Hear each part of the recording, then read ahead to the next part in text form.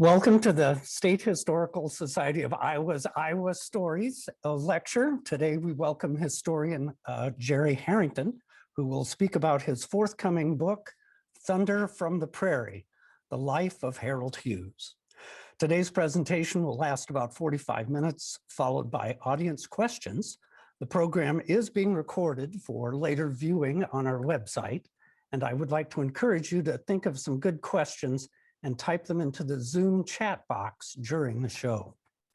Harrington's extensive research included forays into the Harold Hughes papers housed at the University of Iowa, as well as sources found here in the collections at the State Historical Society of Iowa.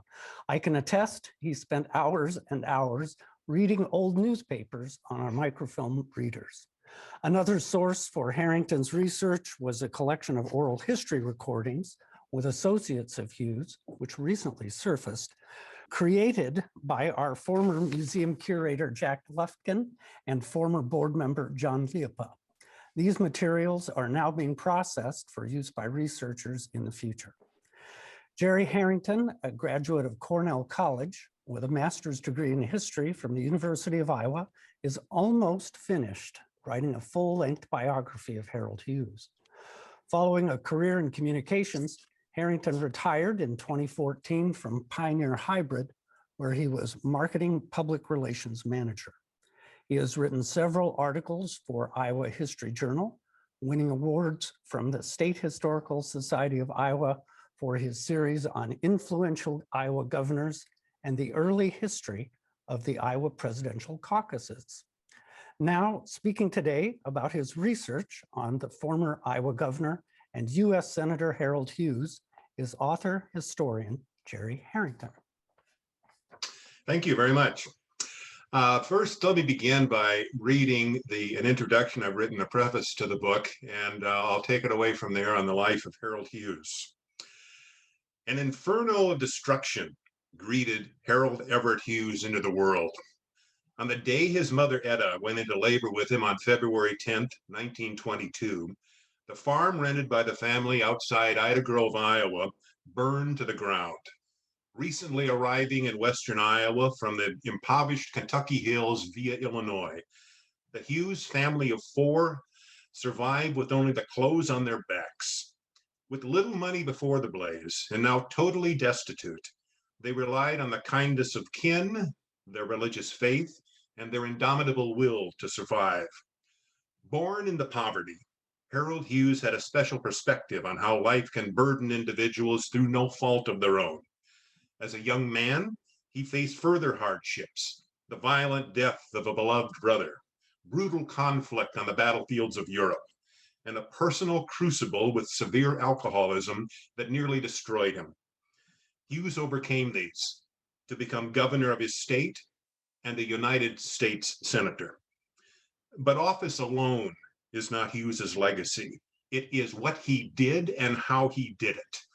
As governor, he reformed state government with a dynamism not seen in decades, modernizing it to accommodate mid-20th century needs. Hughes shares a heritage with a select group of Iowa governors who significantly altered the state's political landscape. James Grimes in the 1850s, who led the reform movement for a new Iowa Constitution and helped found the Iowa Republican Party. Albert Baird Cummins, who initiated progressive-era reforms in the early 20th century, and Robert D. Ray, who continued further renovating Iowa state government as Hughes's immediate successor. As senator, Hughes virtually single-handedly raised the issue of alcoholism as a disease to the national level, spearheading for the first time in the nation's history federal programs to aid sufferers. He was a relentless critic of the Vietnam War and American military deception. As a politician, he was an inspirational leader who fearlessly raised controversial issues and was a serious candidate for president of the United States. Hughes was a man of unusual candor and directness, but it was how he expressed himself that so impressed people. A handsome man, gifted with a deep, booming voice, he could bring vast crowds to tears in speeches of compassion for those less fortunate. He spoke so eloquently about the suffering of others because he knew it so well himself. For within this man was an individual of an uneasy soul of immense contradictions. Hughes was a recovered alcoholic who fought for expanded legal liquor sales in Iowa, a college dropout who could easily discourse with intellectuals, a sincere Christian who swore like a vulgar stable hand, and an ambitious politician who freely walked away from national political power to follow his own inner calling.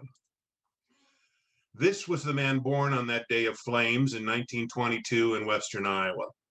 But fire may not be the image to mark this man. Perhaps a better one is thunder, a deep rumbling sound heralding the passion of an Old Testament God. This metaphor, thunder from the prairie, illustrates this man of weight and depth who so dramatically impacted lives, moved others to take action, and made a positive difference on the way we live today. Harold Hughes was definitely of the working class. Both his parents came to Iowa and Ida Grove from the hills of Kentucky. They got a letter from a cousin who said, "You can move out here and starve slower out here." They left for Iowa the day after their marriage, and their car broke down in Bloomington, Illinois. And then they stayed there for 5 years with Lewis's father working on a poor farm before they got enough money to move to Iowa in Ida Grove. And Etta, Harold Hughes's mother, was profoundly influential in impressing upon him the Christian social gospel, in helping your fellow brothers and sisters as a commandment of Christ. Lewis and Etta had two sons. Hughes had an older brother who was Jesse, who was killed in a traffic accident in 1942, which traumatized the younger Hughes. He was all-state in football. He was all-state in tuba playing. And in high school, he began to drink. Hughes, like many of his generation, served time in World War II, and it was here during his time overseas that he continued drinking and drinking hard. During one binge in North Africa, he assaulted an officer and was court-martialed, and as punishment, his pay was reduced, but he was released into combat. He continued in the army, and he was part of the force that landed in Sicily and moved up Sicily and then took part in the Italian invasion. And in both campaigns, he was on the initial landing force on the beaches. He saw the raw force of war, something that stayed with him the rest of his life and impacted his political views. He returned home, spent a year in Iowa City at the University of Iowa, and during the Christmas break during that first year, he met a woman from Holstein, Iowa, Ava Mercer, and by that next summer, they were married. He came back to school for his sophomore year, was there on a partial football scholarship, got into some argument about how the scholarship would work out, got mad and left, and he'd rather be a married man back home than separated from his wife in Iowa City, so he dropped out of college. And when he returned home, he took a series of odd jobs. Eventually, he became a truck driver for an independent trucking firm, and he continued to drink. As an ex-serviceman, he saw nothing wrong with that, though it caused problems in his marriage.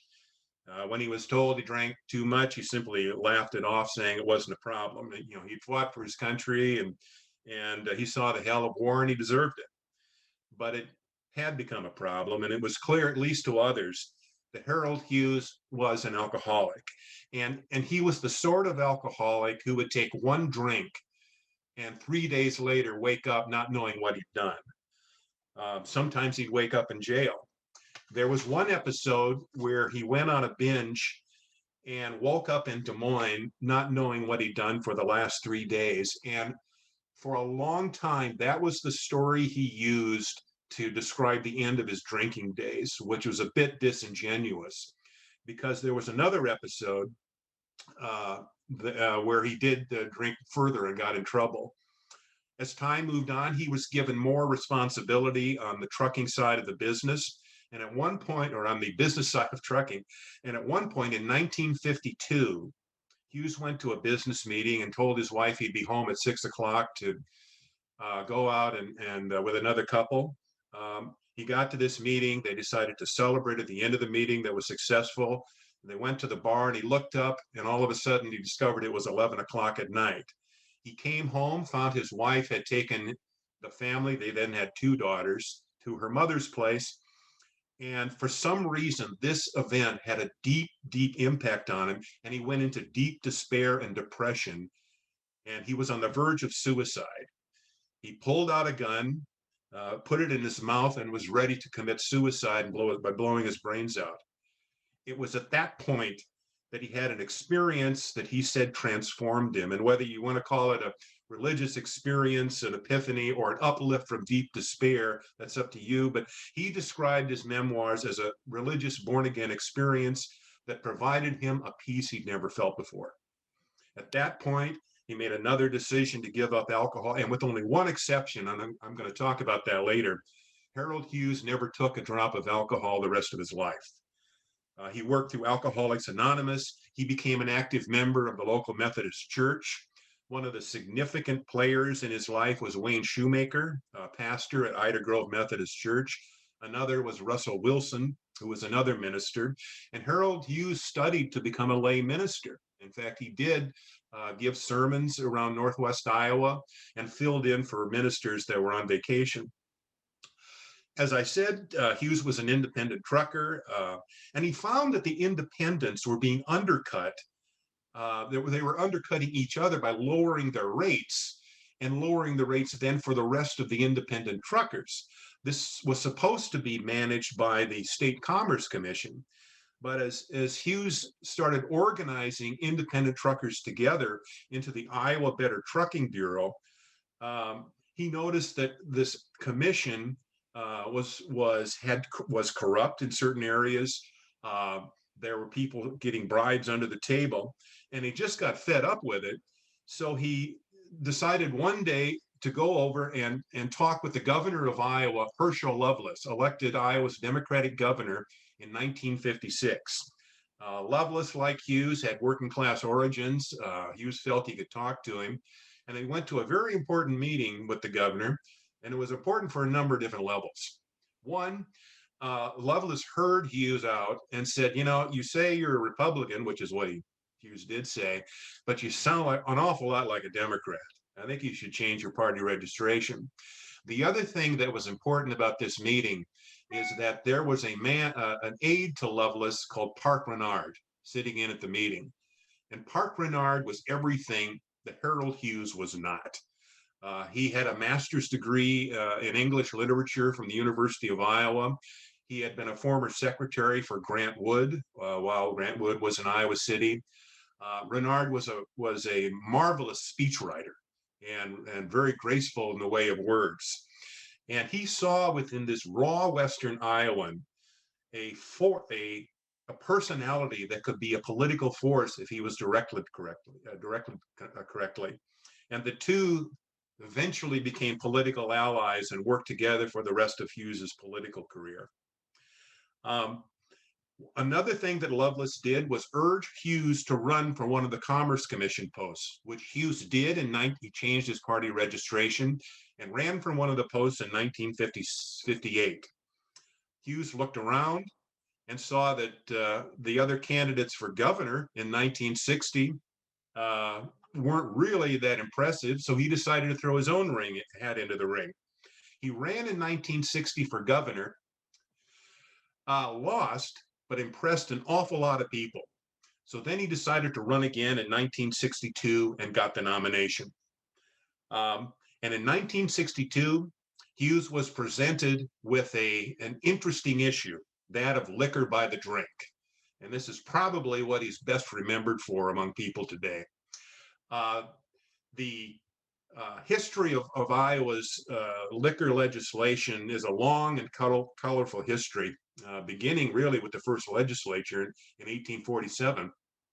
By this time, Iowa had set up state liquor stores where they were the only place that you could buy alcohol.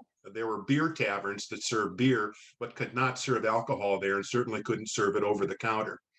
By this time, however, liquor by the drink was being violated according to these Des Moines Register stories, which were published in May of 1962 in at least 66 out of the 99 counties.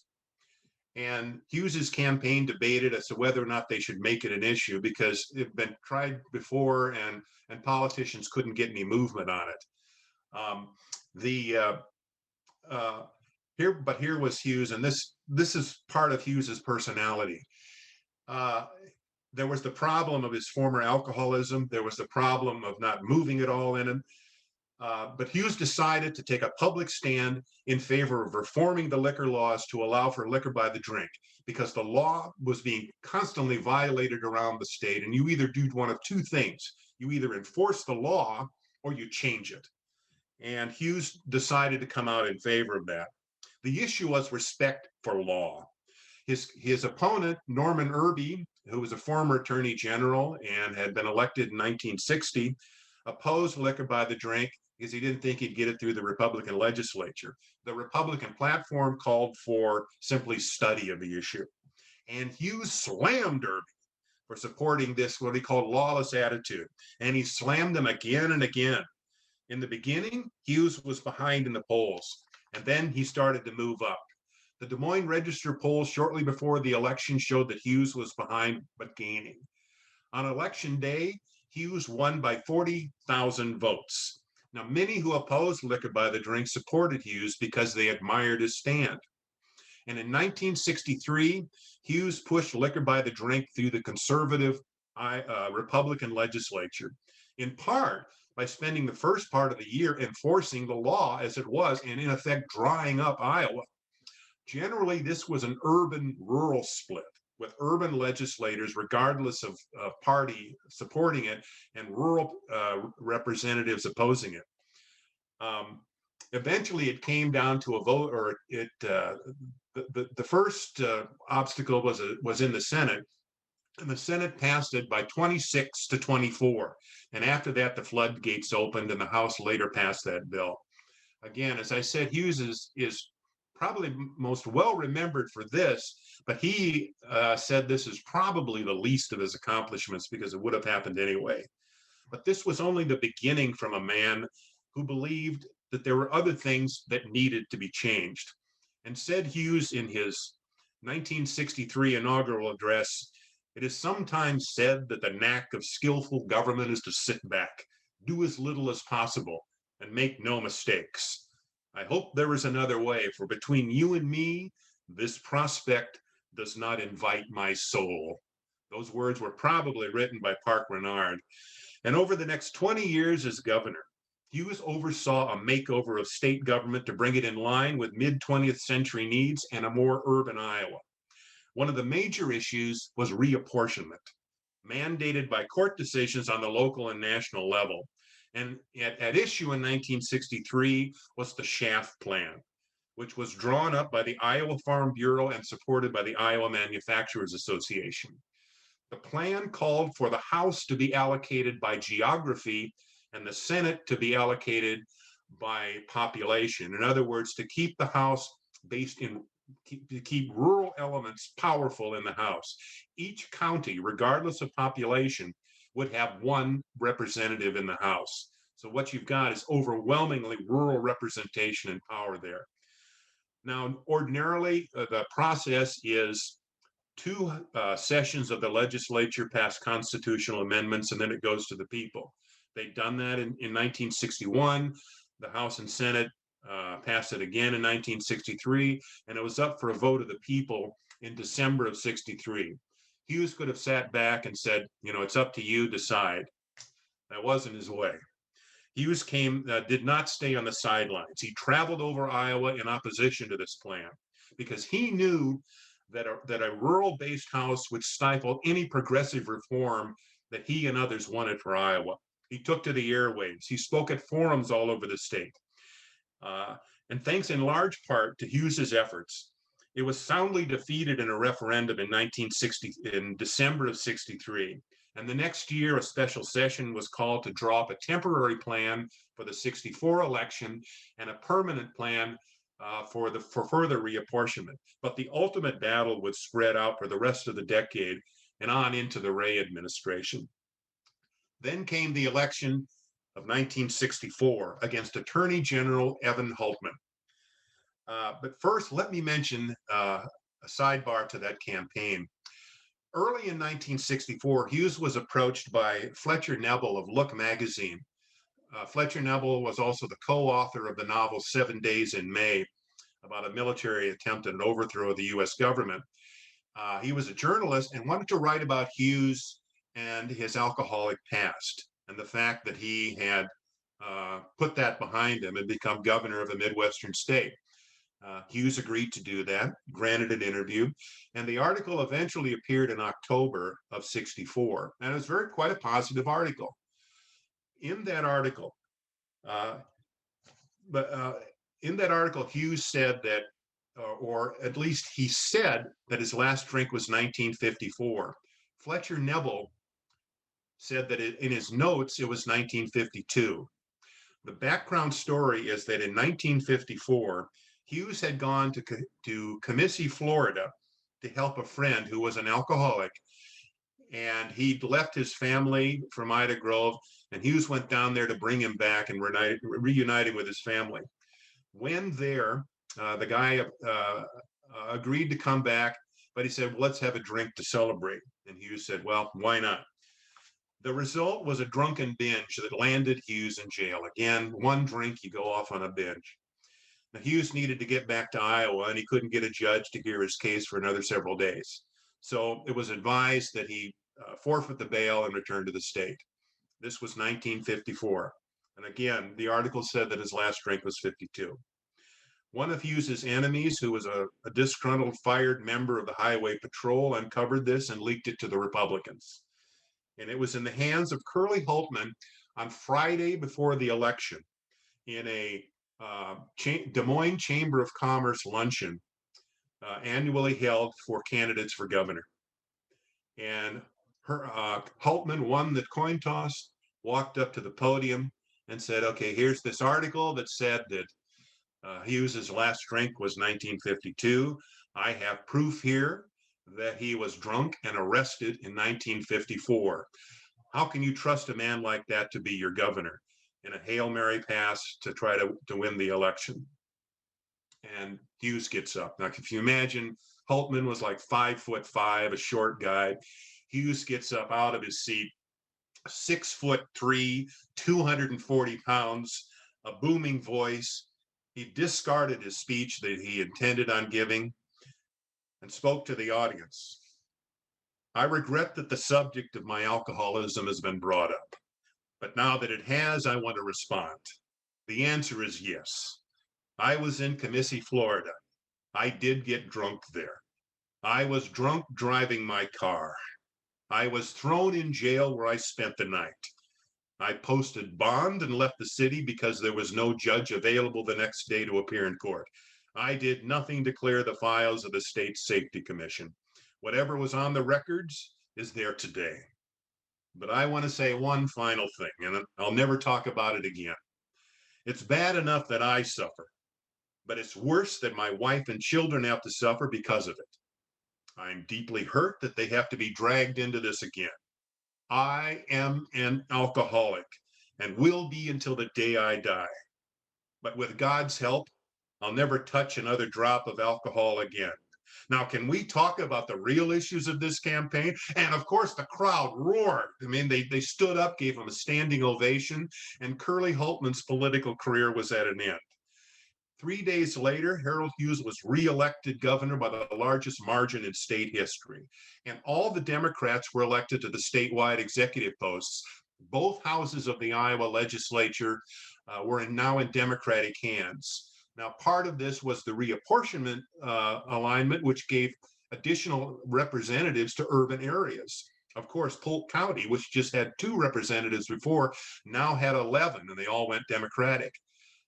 Also, there was the Lyndon Johnson landslide, which helped Iowa Democrats. However, Harold Hughes did get more votes in Iowa than Lyndon Johnson got, which did not go unnoticed in the White House. One of the crowning glories of the 1965 legislature was the creation of a system of 15, at least 15 at that time, public two-year community colleges established to provide more students the opportunity for continued education and training beyond high schools. One of the leaders of this was a senator from Emmitsburg, Jack Kibbe, but he credits Harold Hughes for giving a speech to move this along and to give it force. Hughes and his allies created a state civil rights commission and a consumer safeguard program. There was internal legislative reform, open meetings for committees, which were formerly closed.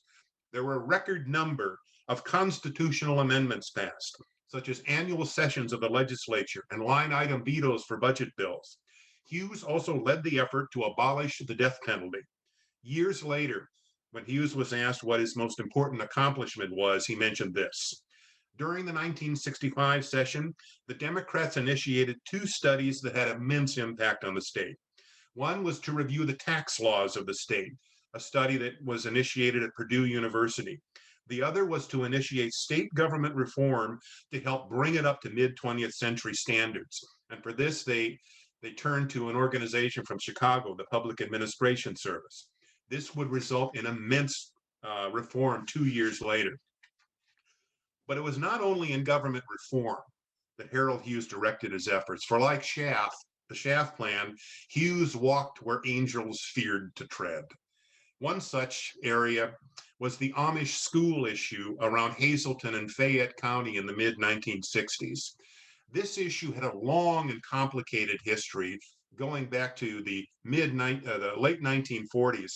But the issue was a small group of Amish families refused to have state-certified teachers in their two rural schoolhouses. And it was state law to have certified teachers. And the school board in Oldwine, which covered this area, was in constant battle with these Amish fathers for the good part of between 1960 and 1965.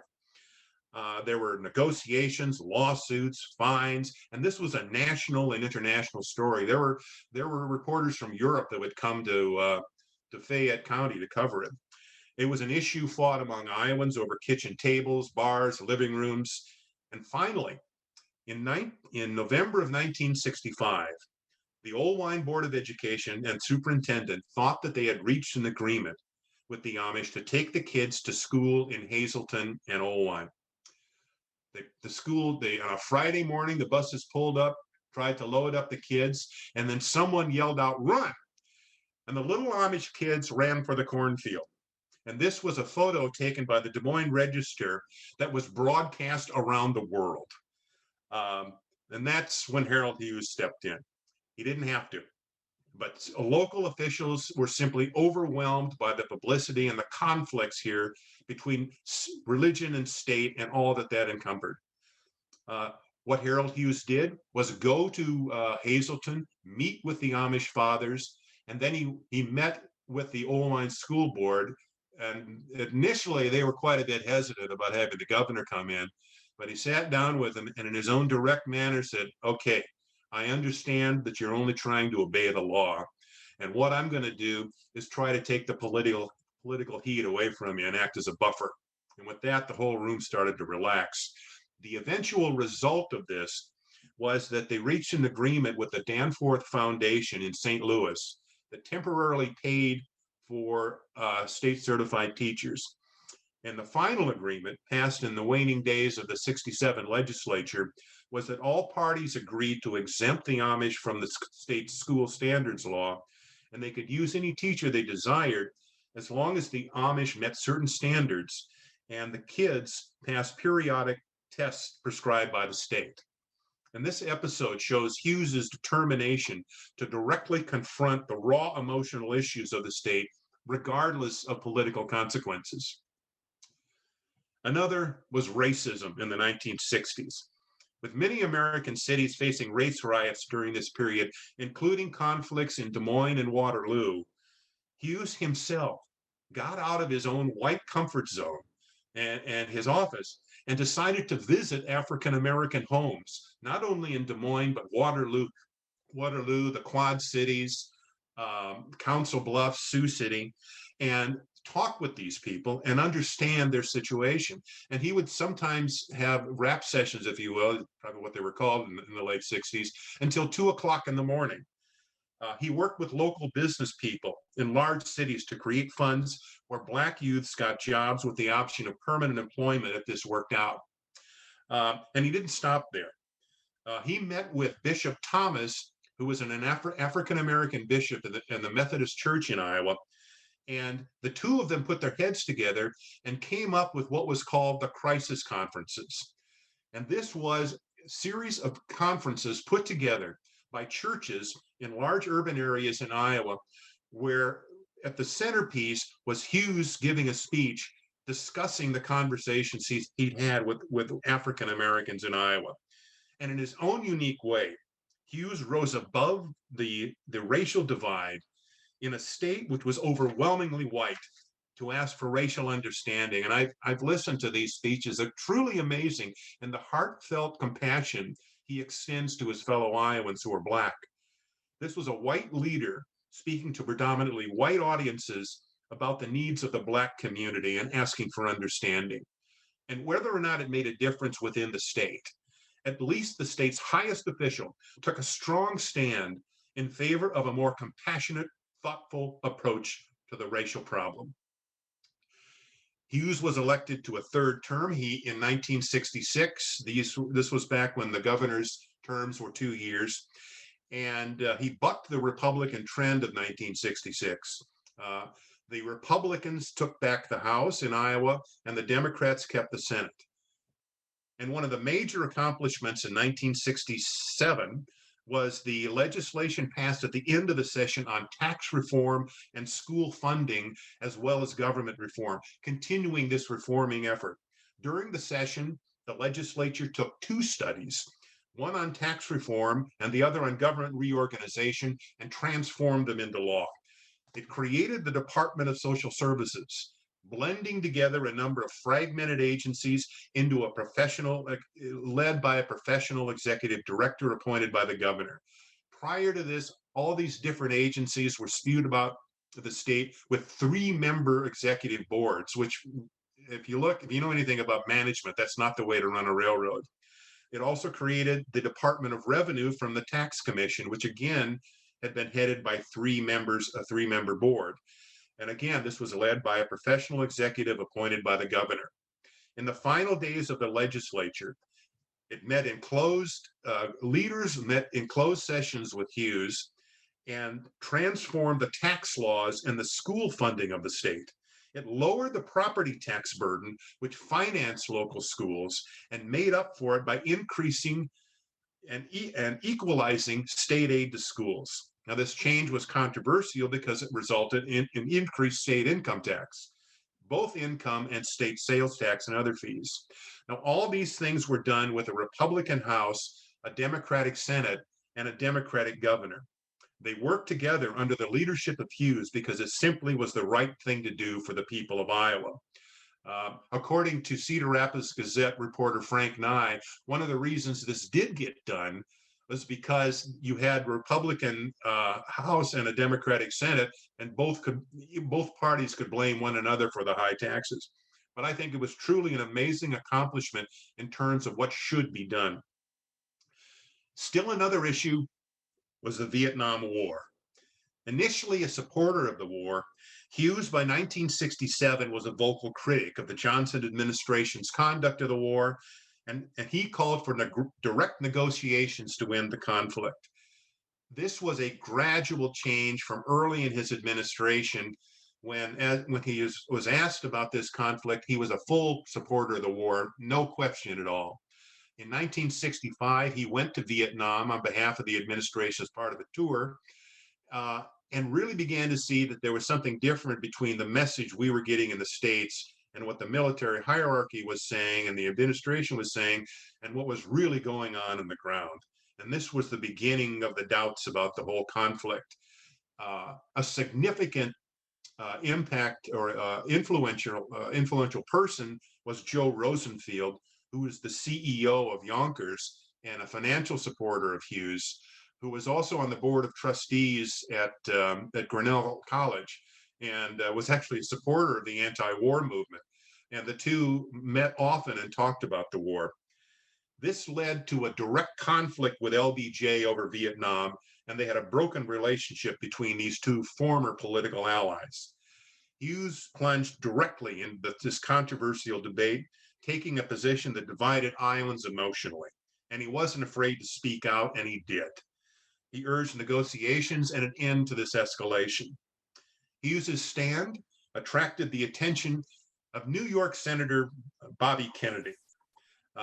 Toward the end of Hughes's third term, he decided he wasn't going to run again for a fourth, and Kennedy contacted him and wanted him to run for the Senate. He wanted to take the fight against the Vietnam War into the Senate and needed Hughes as an ally. Hughes was initially hesitant, feeling he really wasn't well grounded in national affairs and he really didn't want to live in Washington. But after intense lobbying from Kennedy, who could be quite a significant influencer, Hughes declared himself a candidate and found himself in 1968 facing Dave Stanley of Muscatine, an articulate and intelligent candidate.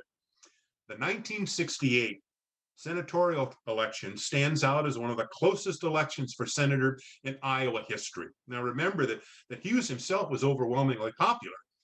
64 was a landslide. 66, he bucked the Republican trends. And but by 1968, Hughes knew that he'd have to pull every vote he could to push back against what eventually would be Richard Nixon carrying the state in the fall. Hughes had an aide, Martin Jensen, who predicted that if Nixon carried the state by over 150,000 votes, that Hughes would lose. But if Nixon carried by less than that, Hughes had a chance at winning.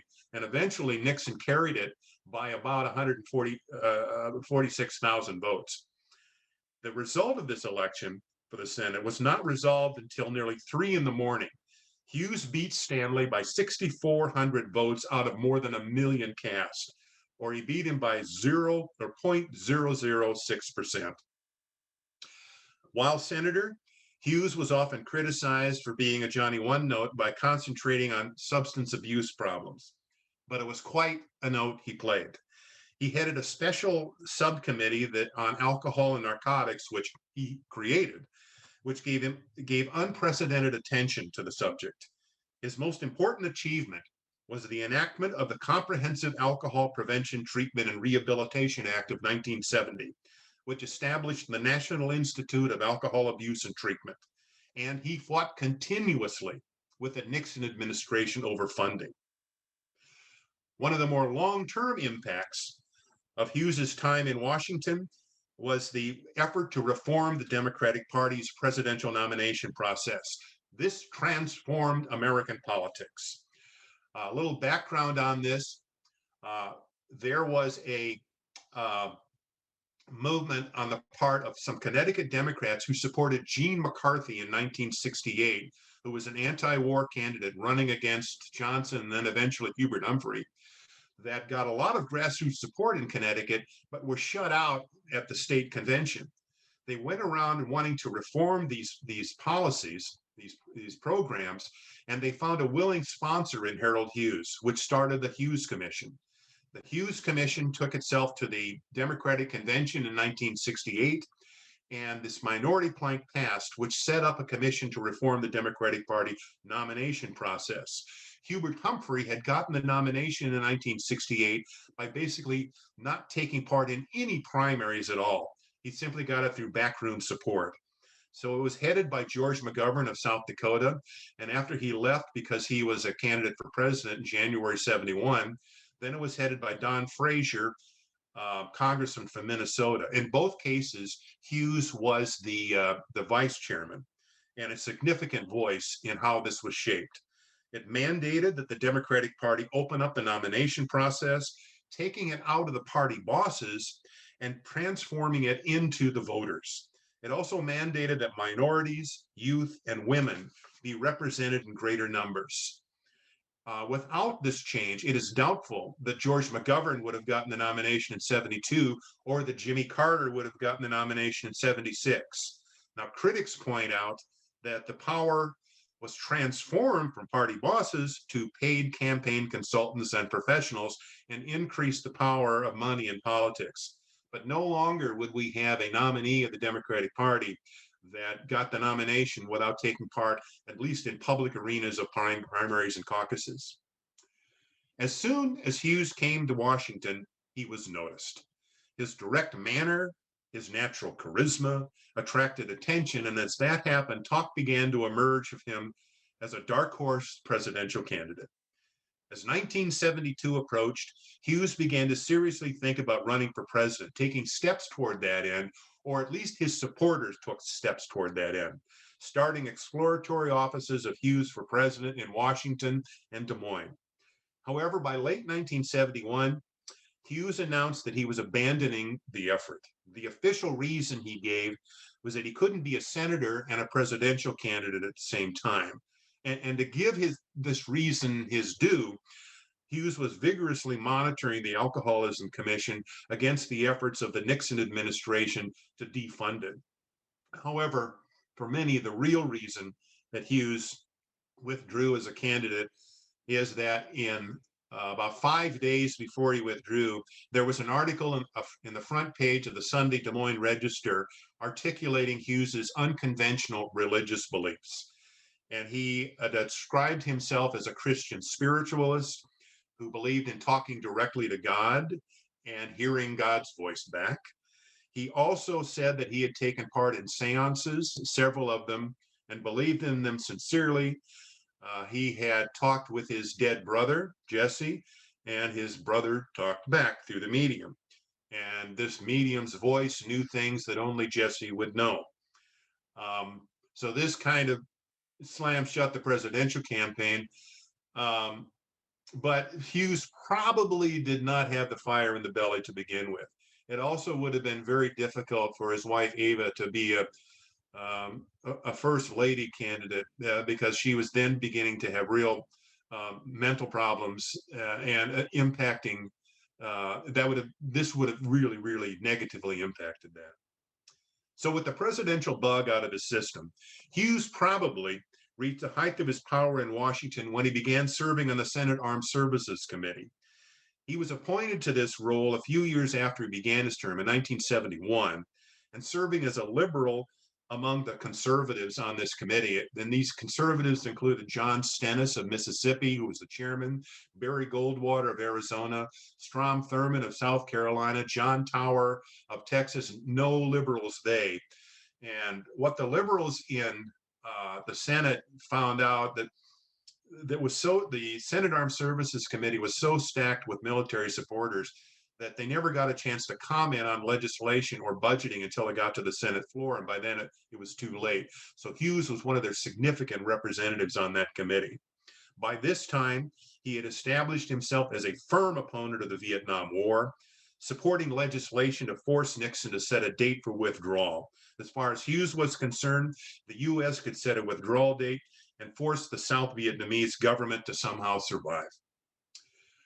Then there was the bombing in North Vietnam, and let me give a little bit of background here. The bombing of North Vietnam had started in 1965 as part of Operation Rolling Thunder under Lyndon Johnson. In late 1968, Johnson stopped all bombing in order to help out the peace talks and negotiations. Nixon continued this prohibition. But by early 1972, with Vietnamization underway and most of the U.S. troops out of Vietnam, bombing or damaging North Vietnam through bombing became a last resort of the Nixon administration. The policy was that there were reconnaissance flights over North Vietnam to take pictures of troop movements and military installations. They were accompanied by bombers. And if they were fired upon, they were told to, they were allowed to bomb. These were the rules of engagement, but they had to be fired upon. By early 1972, the military had adopted a policy of liberal interpretation. In other words, they didn't need to be fired upon. So by January of 72, there was an intelligence specialist from Cedar Rapids at the Udorn Air Force Base in Thailand by the name of Lonnie Franks. And his job was to download the information from missions into North Vietnam.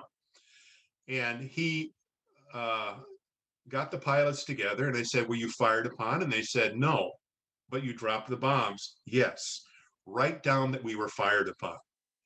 And he was told to do this not only once, but several times. He went up the military command and they said, boy, obey your orders.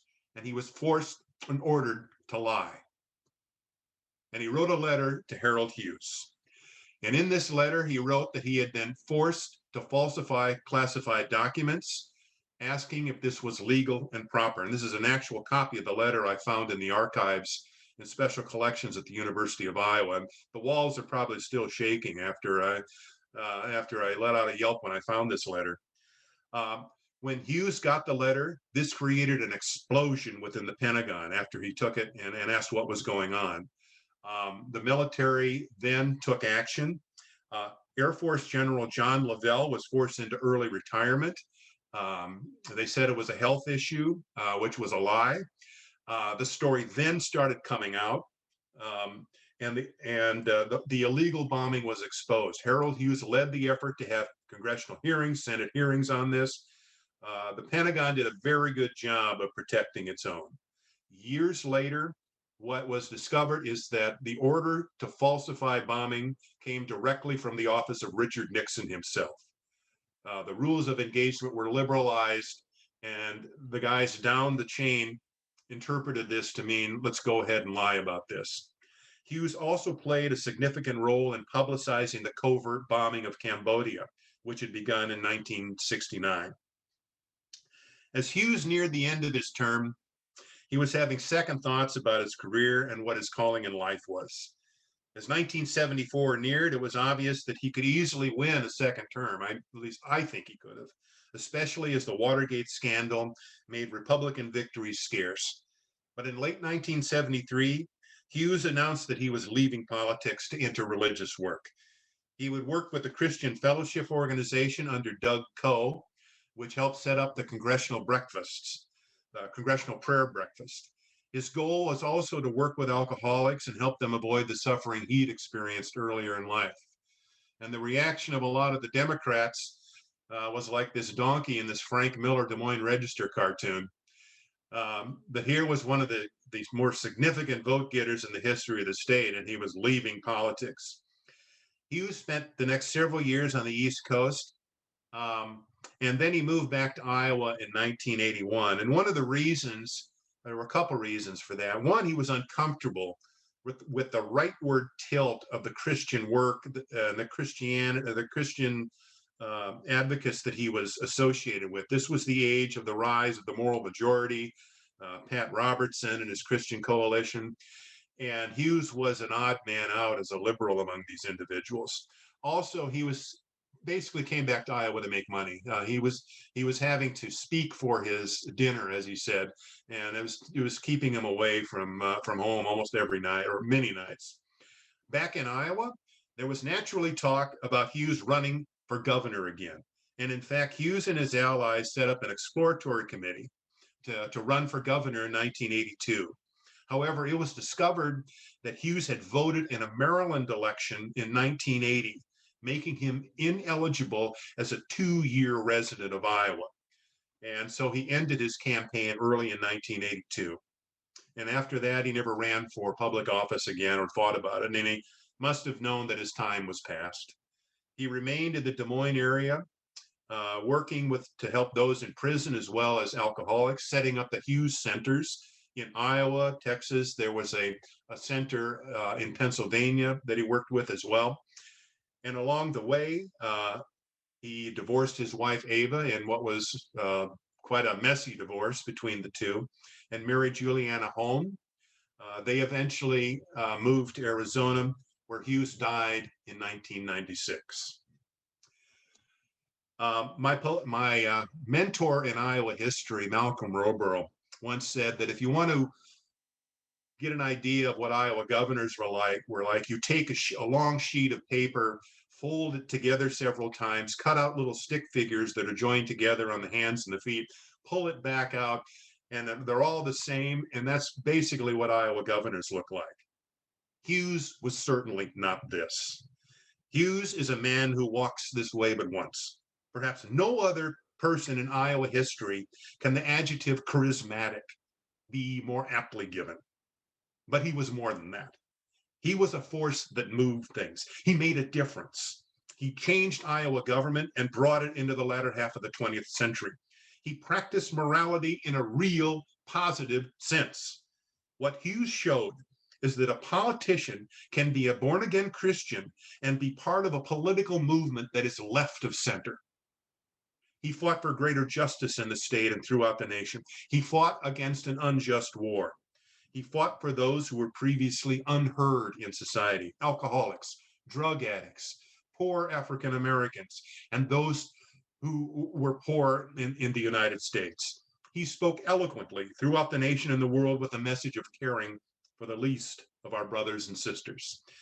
He was not a perfect man, far from it, but we have much to learn and much to reflect on with the life of Harold Everett Hughes.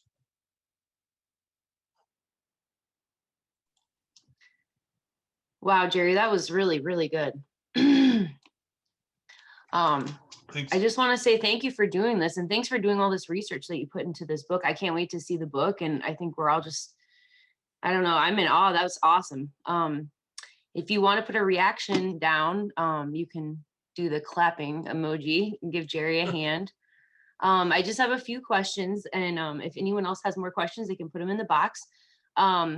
So the first question I have is, why is Park Renard such a mysterious figure in the public life of Harold Hughes from 1960 to 69? Are you any closer today in figuring this out? One reason he was a mysterious figure is the staff, Hughes's staff, was told never to mention him to anybody else. Because Park Renard was executive director of the Iowa League of Municipalities. I don't know when he began that job, but I think it may have been around 1961 or so. And that was a lobbying group to the legislature. Now, here was a man who was, in effect, a lobbyist, yet he was writing speeches for the governor of Iowa. And his, I think his involvement in the Hughes administration was more or less an open secret. People knew about it. For instance, Dwight Jensen, who was a reporter for the Des Moines Register before Hughes took office, called up Park Renard wanting to know when they'd staff the office. And of course, Park Renard hired Dwight Jensen as chief administrative assistant. So people knew about it, but that's one of the reasons. It's because they wanted to keep quiet the fact that he worked with Hughes. Okay. Another question somebody submitted is, how did Hughes deal with special interests who opposed his ideas or his agenda on major issues? For instance, did any special interests attempt or kill any legislation he supported? I'm sure there probably were. I guess to answer that in a broad sense, I think he probably was as honest as the day is long. I mean, there was nothing surreptitious or underhanded about Hughes. You know, if you disagreed with him, he said, fine. I mean, he would be on the campaign trail. He'd state his opinion. He'd say, you know, if you disagree with me and the other candidate makes sense, fine, vote for that other candidate. I don't think there were any like raw Machiavellian moves on the part of Hughes against the opposition, except for stating his blunt opinion in his own blunt Hughes way and just dealing with it. Yeah. What would you say surprises you today, or what surprises you the most about Hughes? When I started research on this, I was really surprised with the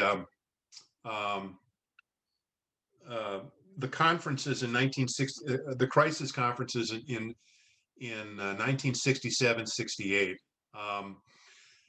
I had not heard of them before I started my research, and I just think they were so profound. Of a governor coming out and parading the state, saying, "This is racism, guys, in its raw form," and there was nothing hidden about it. I mean, Hughes said, "This is racism," and the power of his messages, and there's a couple copies in the archives at special collections about Hughes, and also that that he gave these speeches and was blunt as heck, about them. And also that he refused to bring those up in his campaign for the Senate because he wanted them to stay as a sincere part of his messaging, and he didn't want to position them as being political. So that whole effort is kind of what surprised me about Hughes. Okay. Okay, I'm gonna pick one more. Let's see. I guess this is what got you so interested in when you started researching him? I just think he's a guy that deserves a story. Yeah. I think, I Me think, too. yeah. I mean, I met him once. That was when I was a student at Cornell College. And Oh, really? Oh, yeah, the man is a presence. I mean, he walks into a room, he sucks the oxygen out of it. yeah, And the fact that nothing on a full-fledged book on an academic level has been done yet, I think it needed to be done. yeah, Because I think that, I mean, maybe it's not a hidden thing here, but I support his policies. I yeah, tend to be a little left of center myself. And I think it's an inspiration to others that this man came across and did these things and was unafraid to do them. And I think that story needs to be recorded in history and made available to others. yeah. What do you think? What are you thinking on the timeline of the book? Or some people were asking about. Yeah, I don't know. Okay, I'm going to try to wrap it up later on this year and sure. get a publisher at that point. Yeah. Thank you, Allison, for helping with our audience questions. And those were some good ones. Wow. And thank you, Jerry. That was for sharing your research with us today. That was excellent. I certainly learned, and I hope you did too, a lot about Governor Hughes and would like to know more. So we're going to look for your book, and we'll certainly publicize that when it happens. We're celebrating our 175th anniversary of Iowa's statehood with a full slate of events in 2021. Our colleagues in Des Moines offer Iowa History 101 webinars. If you check our website, iowaculture.gov, the next one is scheduled for Thursday, May 13th at noon, when Alexa McDowell will lecture on Iowa's newest National Historic Landmark, the Surf Ballroom, and its place in the themes of American history. Our next Iowa Stories lecture will be at noon on Thursday, June 24th, when Erica Spiller speaks about her new book, Iowa Women's Corrections, A History. I hope I will see you all then.